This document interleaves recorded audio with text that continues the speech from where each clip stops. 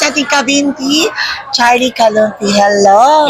Hello po, Miss Tenten. Yeah, nice meeting again. Kanina nakapag-usap na tayo.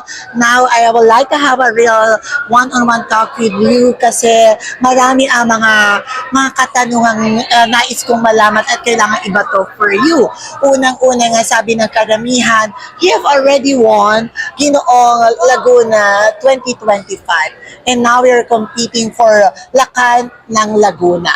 What is the difference between the two of that? And the reason behind that is that I want to experience working with the organization to broaden my advocacy, which is Rise Against Hunger, which I help those marginalized communities. And I know that my vision is aligned with the vision of the organization, especially Governor Sol Aragones. Okay. Yes po, kasi lahat po din ng sektor sa buong lalawigan ng Laguna ay tinutulungan po ng ating gobernadora. And yun po ang gusto kong gawin if ever I want Lakan ng Laguna 2026. So you're talking about that kasi medyo hindi na pursue yung advokasya 2025. Now you're pursuing, if ever given a chance, kahit naman whatever the result is, you'll continue your advocacy. Yes po.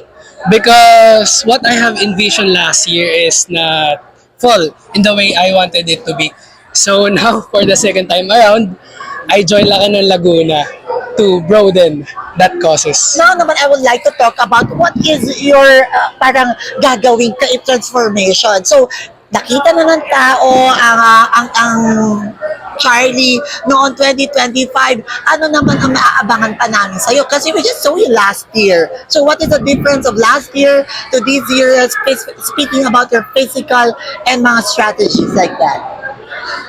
There's so much more na maaabangan po kayo sa isang Charlie Calupig, and last year I was enjoying the competition, but now I am more prepared for this Lakan ng Laguna 2026. Oh, prepared mentally, physically, emotionally, and speaking of, sinabi mo kanina yung mga damit mo, ng mga pasabog and all of that are all prepared. Yes po. Mas prepared kesa last year. Yes, mas prepared po ngayon. Ultimo, lahat po ng designs, lahat po ng mga designers na pwede ko pong kontakin, kinontak ko po para mabigyan po ng good show and ma-improve ko po sa sarili ko na deserving po ako sa title.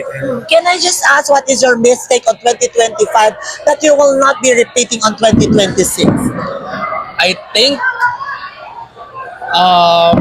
wala naman po ako naging mistake last year kasi po for me, I know my capabilities and also I did very well last year.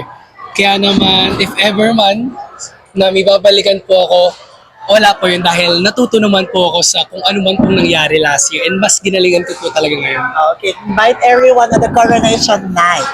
Hi everyone, this is Charlie Calupig representing Cavinti, and I'm inviting you all to watch our coronation night at Capitol Grounds, Santa Cruz, Laguna. See you there!